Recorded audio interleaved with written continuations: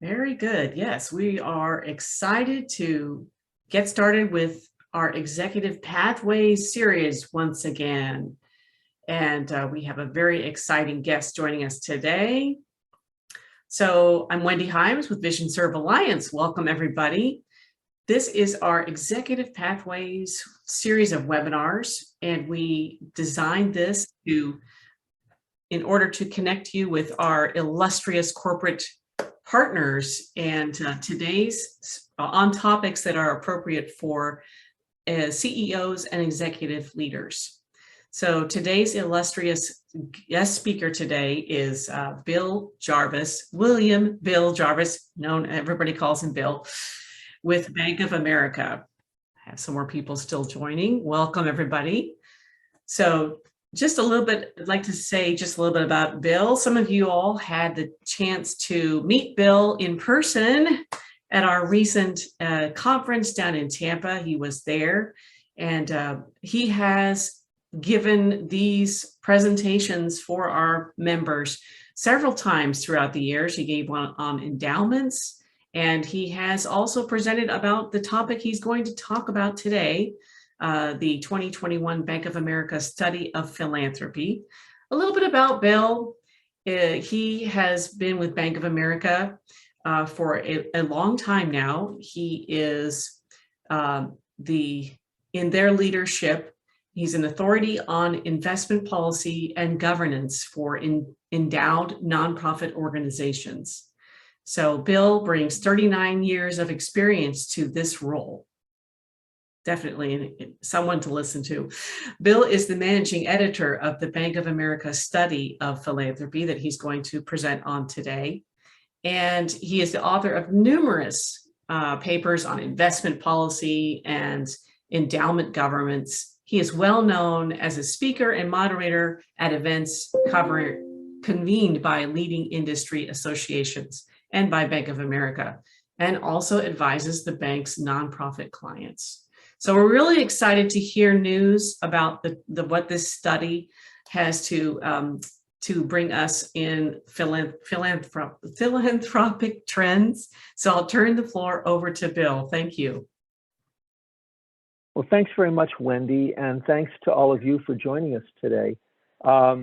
We're going to be covering, as the slide shows on the screen, and I hope you're able to see this on your screens, the 2021 Bank of America Study of Philanthropy, of which, as Wendy said, I am the managing editor. What we're going to do, since this is a relatively intimate group, as Wendy said, please put your questions into the chat, and I will pause about halfway through the slides today when we've covered the topics of what people give to and what their motivations are, and we'll try some questions there, and then we'll go through to the end and wrap up with any questions. This is a study which the bank has been doing for a number of years. The first one that we fielded was in 2006. And our partners in this work are the Indiana University Lilly Family School of Philanthropy, the folks who do Giving USA, a study of mass giving in the United States that you probably are aware of. This is a different study, though. This is charitable giving, as we see here, by affluent households. And before we begin, maybe we can just show what we mean by affluent. And I'm just going to roll the slides down here. Here we're talking about a sample of affluent donors, and we have diversity across various groups. In order to get into the study, to qualify to participate, you have to have household annual income of at least $200,000 and or net worth of more than $1 million, not including the value of your primary residence. Now, in some communities in the United States, maybe big metropolitan areas, that won't make you very high net worth like, but in many it will. And in any case, if you look to the right-hand side of this slide, this is the average net worth, $31 million of the respondents who participated in the study, and their average annual household income over $500,000. So I think you'll agree, this group of people are very much the type that you would like to have as donors to your institutions for the work that you do in serving people with low vision and blindness. You also may want to cultivate this group. So think about it as a survey of the top 3 to 4% of incomes and wealth in the country. And it's worth bearing in mind, I mentioned earlier, drilling down into different groups, This slide shows the way race and ethnicity have changed in the United States and are changing by generation. So if you look at the very top set of bars, this silent or greatest generation, these are the folks born before 1946, that cohort is almost 80% white Caucasian, 8% Hispanic Latino, 8% Black African American, 4% Asian American, and 1% other. And it doesn't take a lot to see that as you walk down this page and look down, the proportion in the navy blue bar, the proportion that is the Caucasian white, gets smaller and smaller to the point that you get to the millennials. These are born 1981 to 1996, becoming now the leading generation demographically in the country, just barely over 50%, 53% white Caucasian, 23%, nearly a quarter Hispanic Latino, your Black African American cohort at 13%, Asian American at 7%, and 3% other. So as we go through the study, we're going to bear this in mind. We're also going to bear in mind the fact that we have oversampled, as this slide shows, into these various groups. So the sample size of our study was 1,626 households, all of which qualified for this wealth or income category.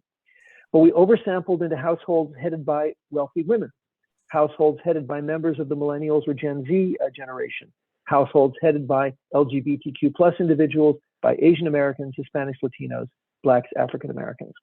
So the point here is we will have, as we go through this data, statistically significant things to say about the behaviors of these cohorts with respect to their philanthropy, bearing in mind that all of them have qualified for the wealth or income threshold to be in the study in the first place. Now, if we think about giving in the United States overall, I mentioned Giving USA. In 2020, the US has always been a generous country, $471 billion, and most of it coming from individuals. A lot of people say, well, it must come from foundations. That's not true. 86% of that money came from individuals. In our cohort, on the right-hand side, you see an average gift amount of over $43,000, significantly up from the last time we did the study in 2017-18, when it was in the high 20s. And some of this is market activity, but some of it is, frankly, leaning into the needs of philanthropy during 2020, this year of the pandemic. And by comparison, as you can see in the small print, American households in general, and this again is from Giving USA, gave an average of just a little over $2,500, just shy of $2,600 a year. So this is important for a number of reasons. It's important, first of all, as we see on this slide, because participation in philanthropic giving has been declining since the global financial crisis among the mass population. And it's important, therefore, that nonprofit organizations, whether they want to or not, are looking more and more to this wealthy, affluent group to fund their operations. And this slide shows what's going on. Essentially, the first pair of bars, the navy and sky blue bar, the total shows that we have 88% of our affluent population, nearly 9 out of 10, giving to at least one charity in 2020. By comparison, the sky blue bar shows the general population giving less than half of them participating. And what basically happened was you used to have classically participation rates in philanthropy of about 2/3 here in this country. But during the global financial crisis of 08-09, the average American household suffered a financial hit from which they never really recovered. And so this had a big effect on mass philanthropy coming into the period that we live in now. In terms of giving to secular versus religious causes, you also see a difference. 85% of our wealthy population give to at least one secular cause. In the mass population, it's 41% giving to religious causes, 47%. So less giving to religious causes, although still significant, as we'll see, by our affluent group, 29% giving to religious causes among the mass population.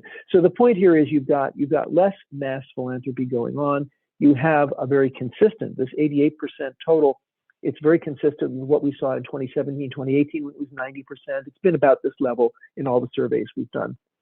So whether you want to or not, you're going to need to know what this affluent population is doing and what they want to give to.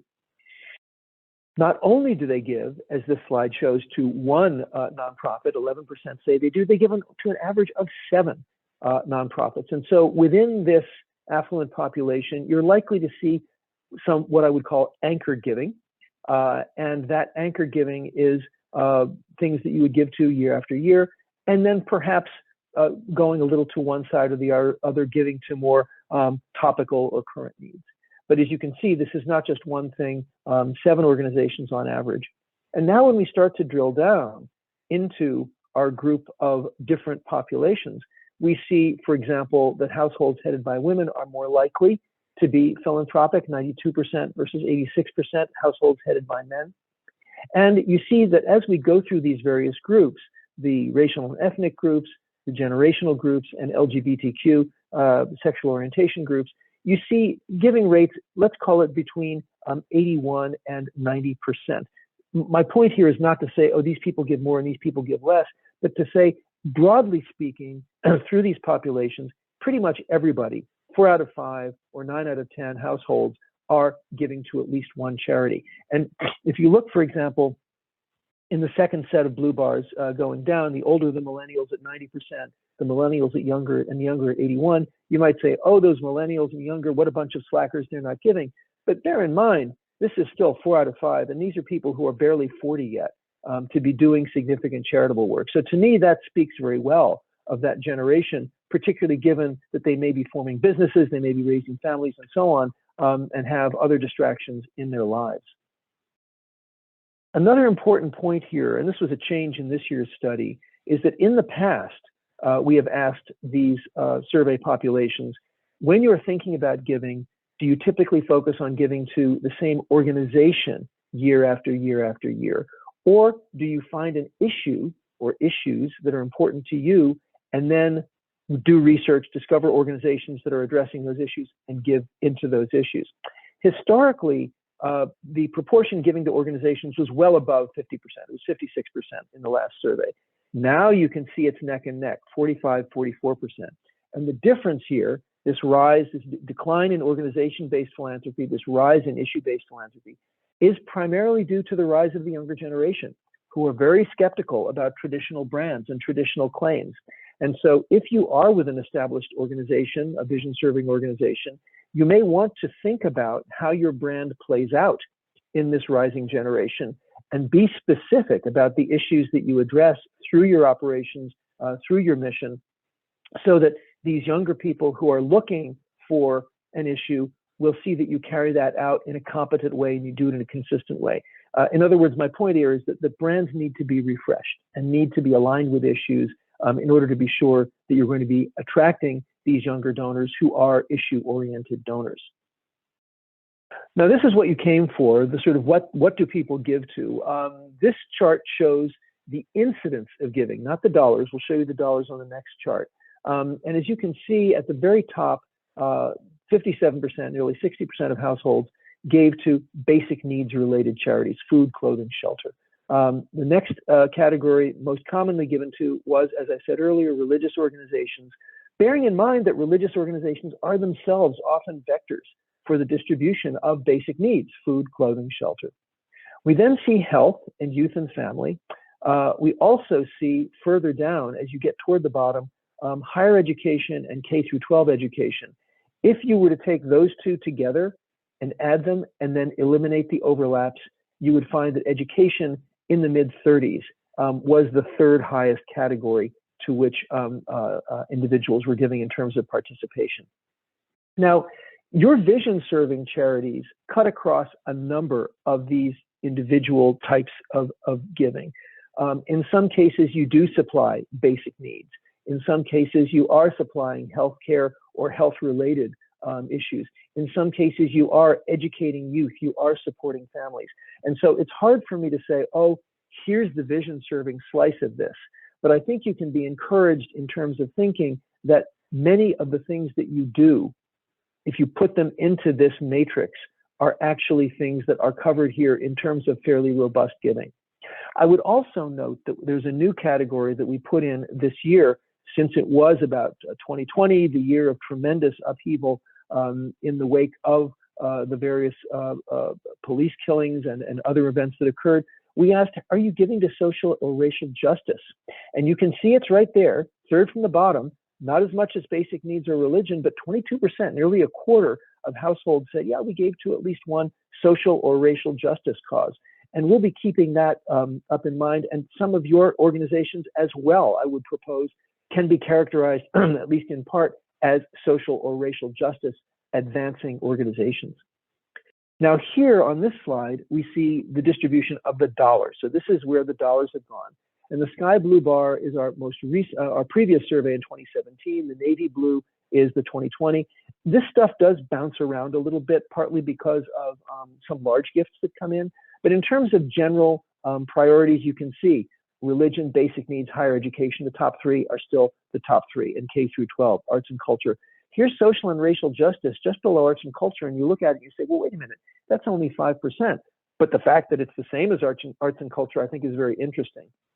You see health again kind of bouncing around 9%, 4%, bearing in mind that again, in the pandemic of 2020, you may have seen health-related giving coming in other ways. But I do think, again, if you think about your organizations, the categories that you serve, I think you can find yourselves here. And that I would propose is an encouraging message. Now, having looked at what people give to, the main theme of our dialogue, of our conversation now is going to be, what are their motivations and what do they look for once they've given? For many of you, when I was at the conference in Tampa, when I've been at your previous conferences in Tucson and elsewhere, we talk about your needs, the fact that rarely are you as well funded as you'd like to be. And so often when I talk to a development director or executive director or CEO, why would people give to you? The answer comes back, well, people should give to us because we have this tremendous need. Unfortunately, our research shows that donors don't think that way. Need is there, but it's not at the top. At the top are the donors' values, and you can see that 72% say I'm giving to organizations with which my values are aligned. And then second, where I have an interest in the issue area, which could be having a family member that's affected and so on. That comes down. And then we get into a recognizable or reputable nonprofit. So reputation begins to count. Firsthand experience, again, you know someone who's benefited from the organization. This is where your family and friends come in. And then finally, there's need, basically sitting in the middle. So fortunately or unfortunately, part of your task in cultivating particularly these major affluent donors is to discern how your values can be aligned with theirs and how they can turn their interest, broadly speaking, in the issue area into support of the mission that you yourselves carry out.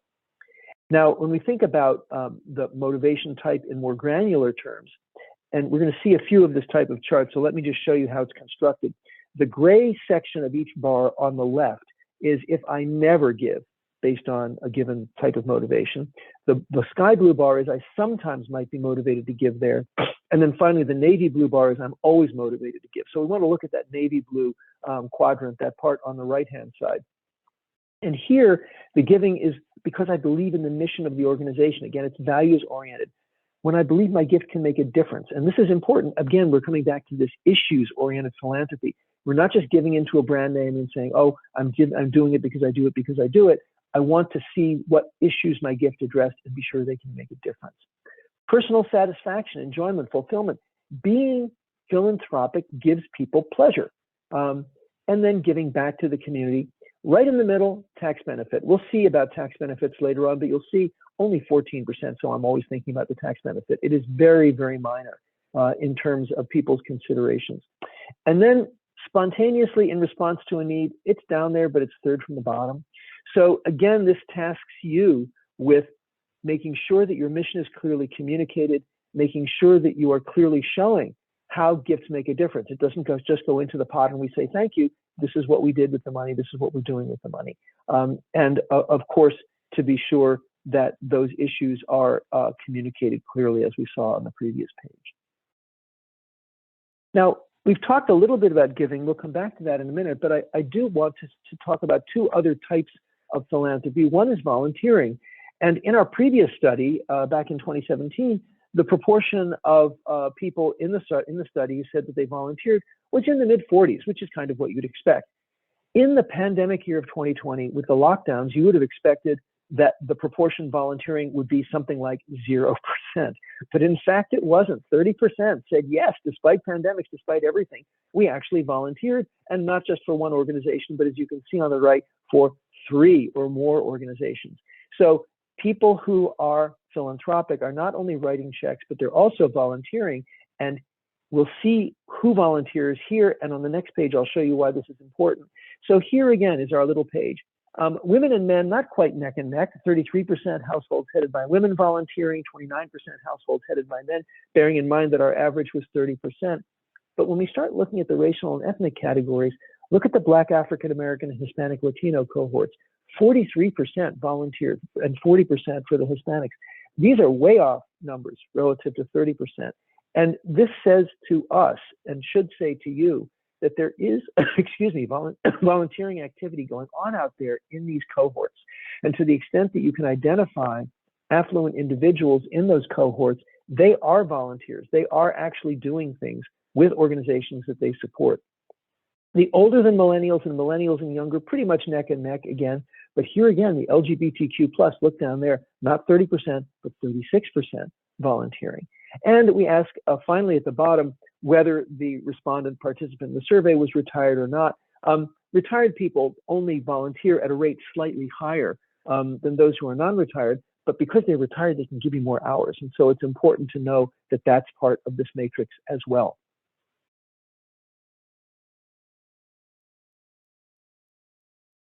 Now, in terms of motivational type for volunteering, remember before, for donating, we talked about it being aligned with the mission and values and so on. Here, here's the need. I volunteered in response to a need. And again, like the gift, not only the gift can make a difference, but believing my volunteering can make a difference. And there again, third from the top, personal values or beliefs or interest in the issue area. So volunteering, I would propose, is a kind of gateway to giving. You have a need, you attract the volunteer to say, we'd really like to have you in this area. The volunteer comes in, perceives that alignment of their values with what you are doing, and then becomes motivated to give. And here we see volunteering partly as a solo activity, but partly also as a group activity. 70% of our respondents say, well, I just volunteer by myself. But we have 30%, 29% who say they volunteer with family, 19% who say, I come with an organized group, a membership group, a giving circle, 14% with friends, or 4% as part of a workplace campaign. We do this at Bank of America.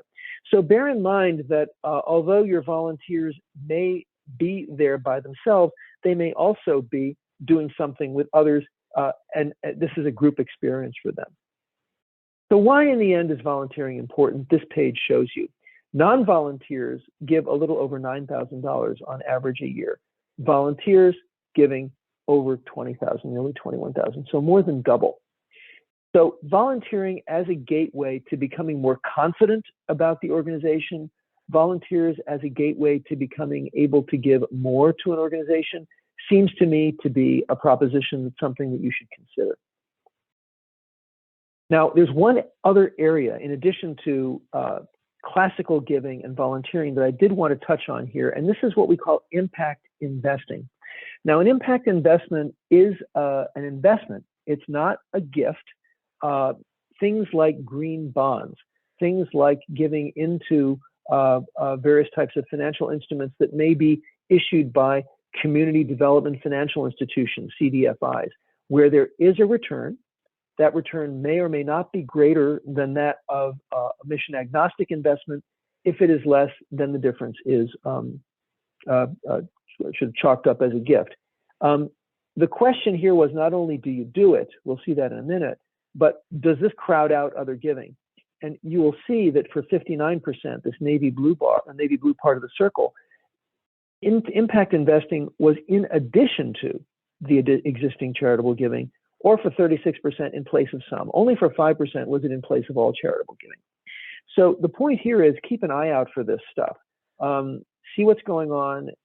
Think about how your organization might benefit from this trend. It is certainly a trend that we're seeing again in the younger generation. And this page shows among women and men about the same, as I said, 13, 14% who have made an impact investment.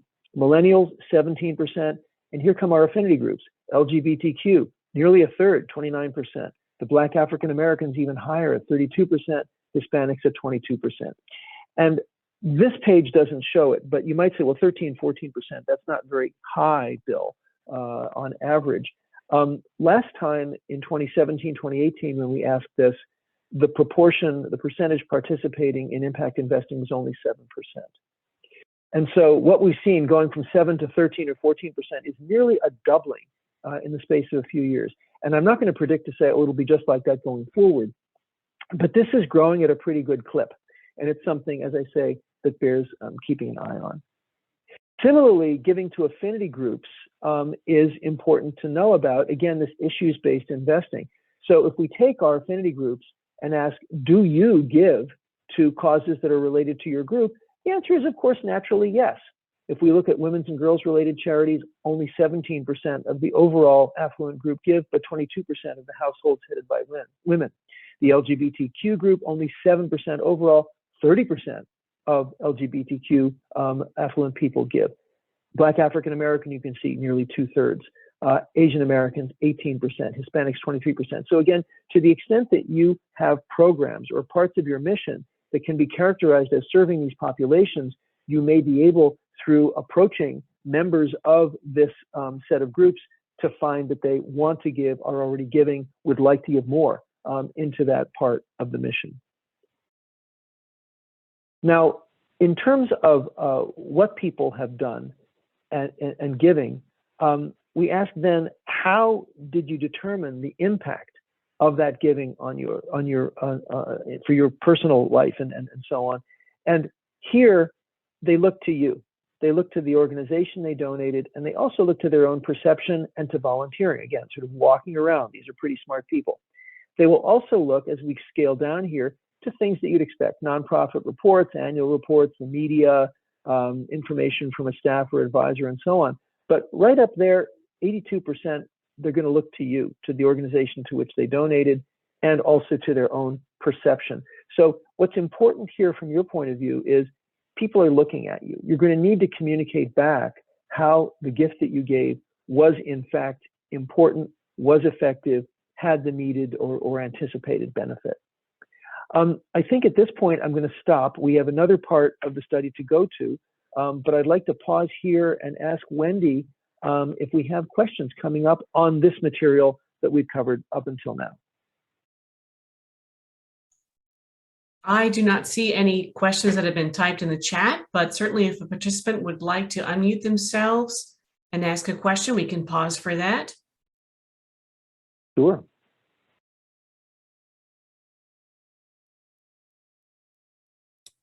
I just have with the low incidence of visual impairment, and I know that when you look at across these things, that seems to be one of the major difficulties. It's such a niche area, and yet so we are education, but there aren't as many because of the low incidence. I know with the older adults, perhaps there's a little more, but even then the numbers are.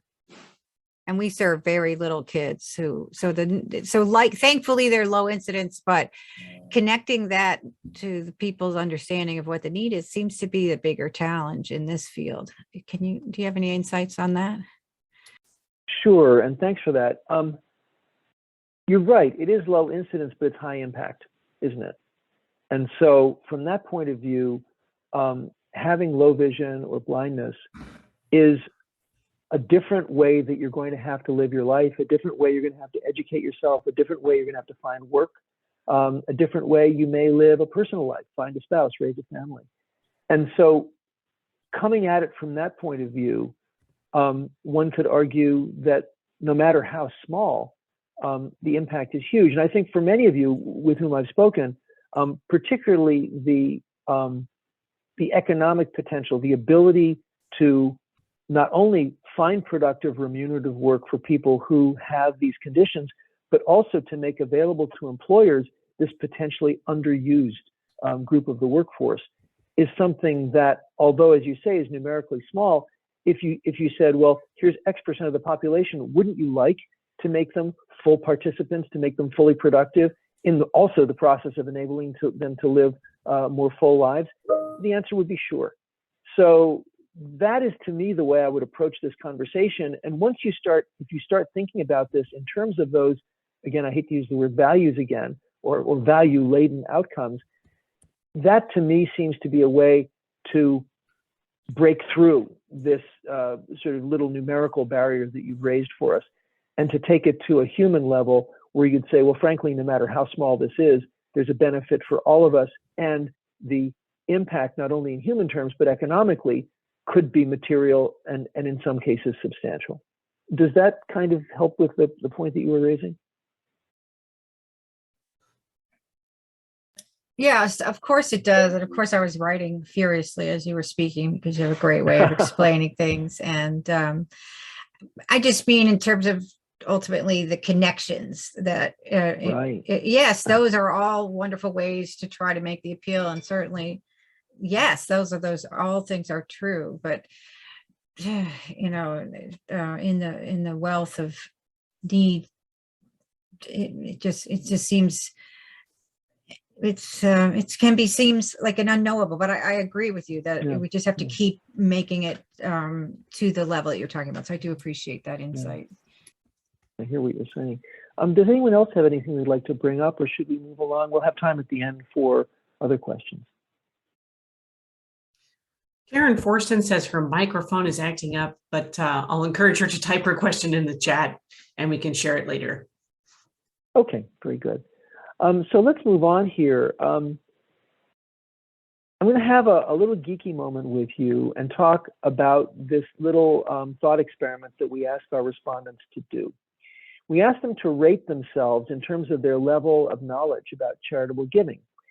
Are you a novice, we ask, or are you knowledgeable, or are you an expert? And there's no metrics for this. We just say, please self-rate. Are you novice, knowledgeable, expert? And you can see over 3 cycles that we've asked this in 2015, 2017, 2020, pretty much slightly under 50% say we're novice. Pretty much again, slightly under, sometimes slightly over 50% say we're knowledgeable. And then there's this 4 to 5% group that say, oh no, we're the experts. We have actually made ourselves into experts. So what's going on here?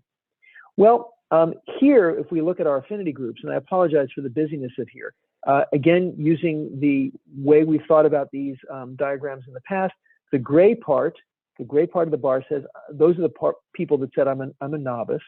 The sky blue says those are the people who said I'm knowledgeable. And way over on the right-hand side, that navy blue piece says, oh, we're experts. So let's go through our groups. Well, between men and women, twice as higher percentage of men say they're experts, 6% versus 3%. But we know from many, many studies that men tend to overrate their expertise on things relative to women. So let's just leave that to one side. It's actually an artifact. In the older than millennials versus millennials group, pretty much a tie, 5-6%. Now we get into Black African Americans. Whoa, what's going on there? 15%, not 4 or 5%. Hispanic Latino, 7%. And again, looking down the LGBTQ group, 10%. I hosted some dinners before the pandemic with respect to our previous study where we had very similar results among Black African American philanthropists. And I said, can you tell me what's going on here? And they said, look, Bill, this is our lived experience. We have to make ourselves experts in order to be sure, remember what I said earlier, that our gift is having its intended impact. And so this part about becoming an expert becomes important when you start digging down into the groups that you're talking to. And here's some of the indicia that we look at. So again, you see these categories: novices, knowledgeable, and expert. And then we ask them about activities that they engage in. So the navy blue bar on the left is, do you monitor or evaluate the impact of your gift? The sky blue bar is, do you have or plan to have any giving vehicle? And then the gray bar is, do you feel that your giving is having its intended impact? And as you can see, as you go along here, it's almost the inverse of what we saw before. The novices kind of say, well, I kind of monitor and I'm not really sure. The knowledgeable are somewhat more sure about the fact that their giving is having its intended impact. They tend to monitor more. Among the experts, this is becoming almost universal. 70% monitor, 71% have a giving vehicle, almost 90% say they're sure their giving is having its intended impact. and look at the amounts given. This is the bar on the far right hand of each group. 8,009, 15,7, 18,5, almost 18,6. So your experts, through the confidence and the monitoring that they're doing, are able to feel that they can give more. And in fact, they can give twice as much as the novices. Why am I telling you this? I'm telling you this because it is in your power to create experts out of novices and knowledgeable people. You do that by helping them to monitor and evaluate the impact of their gift, by giving them the information that they seek, by enabling them to give or know about giving vehicles, plan giving, things like that. And finally, by giving them confidence that their giving is having its intended impact. So this is not an easy thing to do, but it's a path that we can show you. And as with volunteering, I believe that these are not coincidental categories. I think as you are able to create experts, those experts will turn to you because you will have given them that knowledge, that ability to feel confident about the giving that they're doing. Now, charitable decision-making, again, if you're in development, you are often thinking about the person who wrote the check, or the person who comes to the gala, or the person who is the member. But be careful, because charitable giving is very often not just one person. So here we see how do you make decisions. First of all, nearly half say my partner, my spouse, and I make the decision jointly. And if we jump down to the third bar, my partner and I make charitable decisions separately, but we confer with each other. So there's a second person involved. If you add 49 plus 12, nearly 2/3 of the time. The other 1/3 of the time, you can see I was the sole decision maker, or we made charitable decisions separately, or my partner or spouse was the sole decision maker. So my point here is there's another person, whether you see them or not, behind that donation that you're getting. And you want to be sure that you know who that person is, because if your donor goes away and that other person is not equally in the mission, equally in the process, you may lose that philanthropic support. So knowing again that charitable activity is often more than a single thing is very powerful for you. Now here on this page, we ask, well, how do you give? Now, nearly everybody can write cash, checks, credit card donations, and so on. For many of these, including the basic needs charity, you're giving clothing, food inventory, household items, and then you begin to see publicly traded securities, vehicles, art treasures, real estate. Way down at the bottom, there's cryptocurrency, 1%. We do see a number of nonprofits coming to us and saying, wait a minute, we have donors that want to give us crypto, what should we do? And then finally, 1% in the form of partnership, LLC, or trust interests. But I will tell you that, and here on this page, we see how the sources of income are directly from personal assets and income, 79%. The actual holding of wealth in this country is almost exactly reversed. 80% of wealth is not held in liquid cash forms. It's held in other forms: stock in a private company, collections, real estate, oil and gas leases, timberland, farmland. And so to the extent that you and your organization can begin to find ways to accept those kinds of gifts, that can be very powerful to unlocking more philanthropy. I will tell you that here at the Bank of America, we have an entire division of our philanthropic area called the Specialty Asset Group, where we work with donors, wealthy donors, and we also work with nonprofits, either to help them to liquefy, to change into cash, or to actually manage these unusual gifts, whether they be, as I say, a family farm. They might be, as I said, oil and gas leases, timberland, and so on, where you might want to either sell it or manage it, and we have people who are experts in this. So this is something for you to want to know. Other than personal assets and income, we see charitable trusts, 3%, other giving vehicles at 4%, 5% gifts coming from a family foundation, and here's this little red slice, 9% of donor advised fund. These are really growing. We have one at the bank. It's been growing double digits for the last several years, and it used to be said that the donor advised fund, somewhat condescendingly, was the private foundation for the middle class. In many cases, we are seeing now wealthy families that already have an actual family foundation. That family foundation is the face of their public philanthropy, their public charitable activity, but each adult member, sometimes minor members of the family, has a donor advised fund, which they can use for more personalized giving, for anonymous giving. So this is something for you to be aware of. You can set them up yourselves. You can have other people run them for you, or you can begin to be aware of the fact that these wealthy donors do have them and are using them quite apart from their family foundations. Now, in terms of giving vehicles, we ask about these, and again, the same way these are laid out. The gray bar is I don't have this particular giving vehicle. The sky blue is I currently have it, and the navy blue is I plan to establish it in the next 3 years. So if we think about the sky blue and navy blue as being the sort of positive response, a will with specific charitable provisions. So 17 and 6, basically 23% a quarter, say they've got one of those. A qualified charitable distribution from an IRA. This didn't exist before the 2017 Tax Act. It's come up fairly smartly. 10% say they either have it or are going to establish it. A planned giving instrument, again, 10%.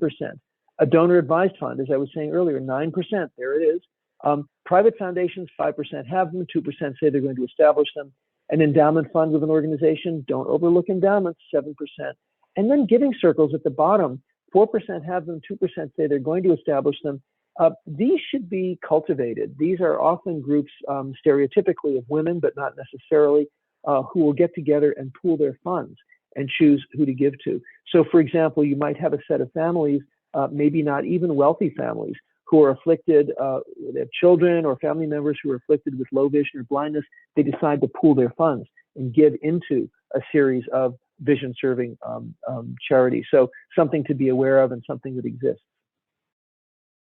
We did ask, since it was 2020, a new set of questions about digital tools or platforms used for giving. It'll be no surprise to you that 57%, again, coming up on 2/3, said that they gave at least once using a nonprofit website. Interestingly, other things are coming up too. Here's 18% saying they made at least one gift through crowdfunding. 17% said they used payment processing apps. These would be Zelle and things like that. 13% saying they're using social media fundraising tools. Again, primarily younger generation.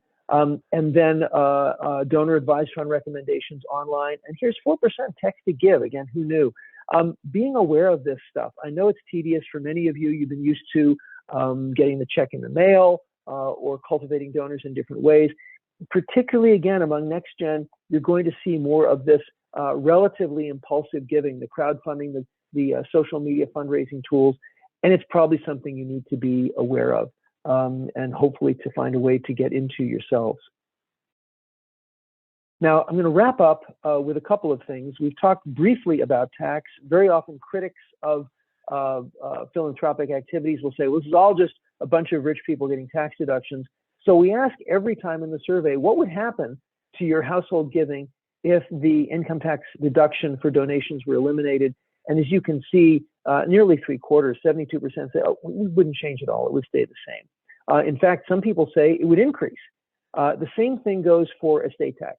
If the estate tax were eliminated, 73% say no, our donations would stay the same. And in fact, some say they would increase. So tax is there. I think we saw it earlier, sort of in the middle of the considerations, but it's far from being a major consideration. And so it's something that you need to be aware of, but don't worry too much about. Finally, and this comes back to you all, you may think of yourselves as small, but we ask in every survey, who do these affluent people have confidence in to solve social problems in the country? And we say, here's the 2017 on the top, excuse me, the 2017 on the bottom, the 2020 on the top, the sky blue bar saying I have some confidence, the navy blue bar saying I have a great deal of confidence. And we ask about small to mid-sized businesses, big business, state, local government, religious institutions, members of the executive branch and the federal government and so on, but always at the top in terms of confidence for solving social problems, it's nonprofit organizations and individuals. So you, nonprofit organizations and individuals, your members, your donors, have this very high degree of confidence, which is a great vote on your favor.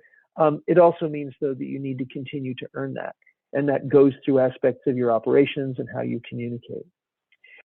We do have extra materials relating to this, and they have been provided to Wendy and your colleagues at VisionServe. I believe they're up on your member site. And at this point, I'd like to open it up for questions or discussion again. Bill, I did have a question from Karen Forston. For Great. volunteering and donor correlations, which generally comes first, offering volunteer ops to donors or vice versa? Well, obviously, if you've got a donor already, try to turn them into a volunteer. But it seems to me that the logical progression is an individual or a family becomes aware of the fact that you exist and that you serve this particular set of issues. Because remember, we agreed that issue-based philanthropy is becoming very important. They then get brought into some kind of volunteer activity. And through that, they're able to look around, to see who you are, to see how you carry out your mission, and they become more confident in who you are. And then they become susceptible to an approach, or they spontaneously begin giving on their own. So that to me seems to be the progression. Does that address the question? Yeah, I think Karen's mic is misbehaving, so we'll dear. we'll take Poor that as Karen. yes. I had another Good. participant ask that if the copies of these slides will be made available after our webinar. The answer is no. The slides stay with us, but the materials that you will have our 2 digital articles, our research report, our infographic, have all this information and more.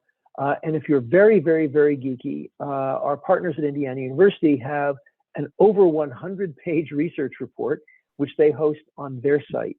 And Lee, I think you have the URL for that too. Yes, if not, I can get it for you. Yes, if you could send me that URL, or that'd Wendy, be great. sorry. I can pass that Okay, on to I will do everybody that. after the webinar, along with the recording Okay. of this webinar. Great, I will do that. Great. And that's free. You can just go to the Indiana University Lilly Family School. It's a big kind of FUD factor, more a statistician's report than what we've been going through. Great. Yeah, I believe that you had included those 2 resource articles you mentioned and during our executive leadership conference. And I will double check that I can just pull those and resend those to our participants today. Super. Hey, Bill, this is Glenn. Can you hear me?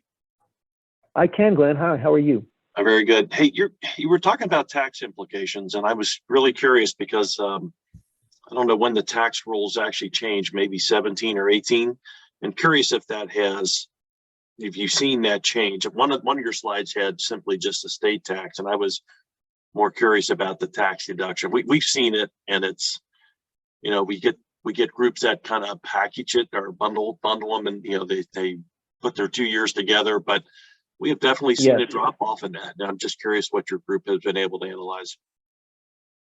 Yeah, so what Glenn is referring to, for those of you who are on the call, is the fact that the standard deduction was doubled in the 2017 Tax Act. And so that led to some lower giving on a year-by-year basis by individuals because they couldn't get an individual deduction for a gift anymore. And so this bundling practice is where you would say, all right, instead of giving $10,000 a year and having that be less than the standard deduction, I'm going to wait and give $30,000, and then at least I'll get some itemized deduction out of it.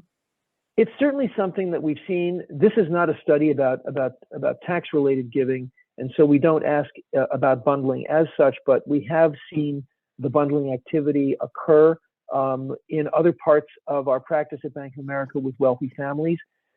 Again, it's likely to occur also in states where you had the limit on state and local taxes as well. So it's a way to think about that. But this 72% on this slide here is a national answer. And it seems to me to say that bundling or not, and it's very consistent. We've asked this in every study before. It's always been about 3/4. That although some people do get exercised about tax issues, for the affluent, tax is not a major driver of the philanthropy that they do. Is that fair enough? Yeah, and that's what hit me as you were talking about. It's probably this group. It's not that the driving force. It's probably the person who falls below this level that, we get 500 checks from that may not only turn into be 200 checks now, type of deal, not Sure. not this big, large, not the affluent group. So yeah, we saw it impact us, and then it seems like it's starting to pick back up. I think people have gotten used to the fact that they don't get a deduction, or if they have to get creative with it. And so that I was just curious because when you showed this, I didn't know if this was current or it has changed dramatically over time. So thank you for sharing. No, it's very consistent. And I would also say, remember, this is a survey of giving during 2020. We saw increased giving during 2020, and giving, frankly, that was the opposite of the type of giving that one had seen before. As many of you know, I was the editor for many years of the major endowment studies for colleges, universities, foundations, and so on.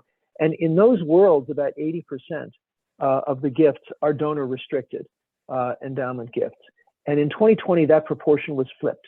80% of the giving to higher ed, to healthcare, to arts and culture came in unrestricted, because the donors knew that this was an existential moment, that if they didn't give to support general operations, if they didn't give without restrictions, some of these organizations that they loved would not survive. And so what we're going to watch in the future is to see whether this new habit persists.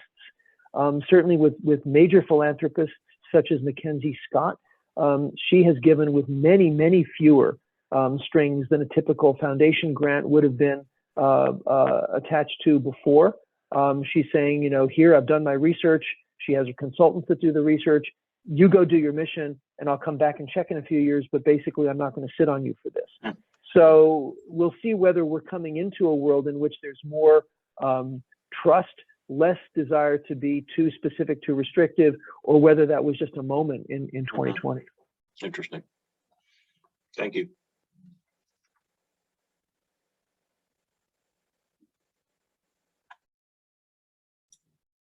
I have a quick question.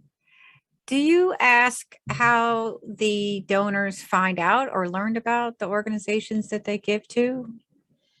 Why would they come to my website? We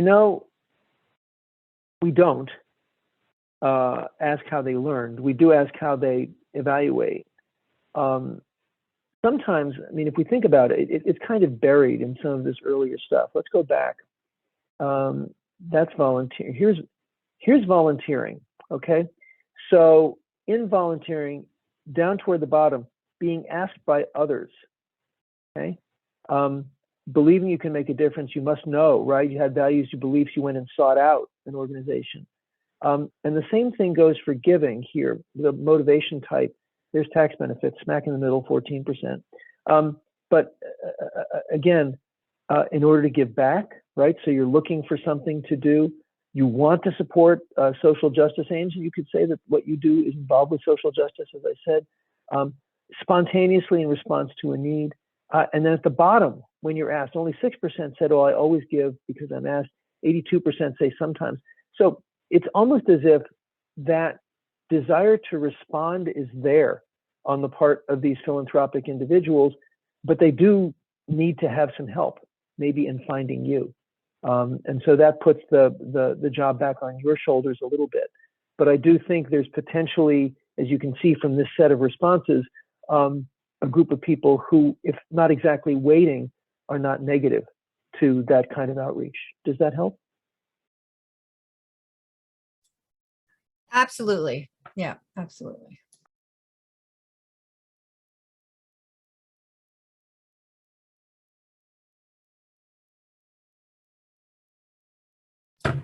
So the donor vehicles that Bank of America provides, what is there more information about? Do I go to my local Bank of America and ask, what do we do here? I wanna get going. I don't know. Right. So when we work with wealthy families, we do help them to set up family foundations. We do help them to set up donor advised funds. We do help them to set up charitable trusts. And I think, Wendy, you're aware of this. Through the trusts that were set up in the 19th and 20th centuries by charitable families and individuals that we're trustee of, we grant $500 million a year into charitable organizations around the country. Sometimes that the person who set up the trust said, oh, I want to help this particular named charity, so we just write that charity a check. In other cases, the donor might say, I want to help people with low vision and blindness in this geographic area, and we have a website called Apply for Grants, and you would upload your charitable documents, and then we would see whether there are grants available for you.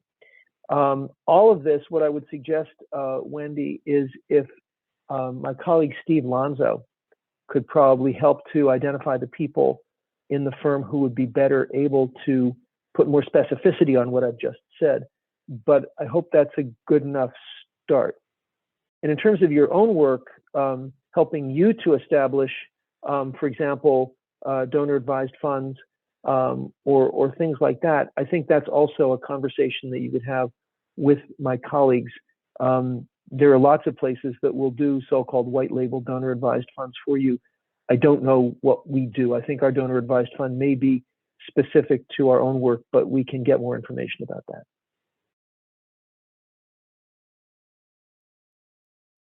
Thank you. Yeah, I'm happy to touch base with Steve, see if he has any additional resources from Bank of America That would be great. to share when we send out the recording from today's presentation. Thank you.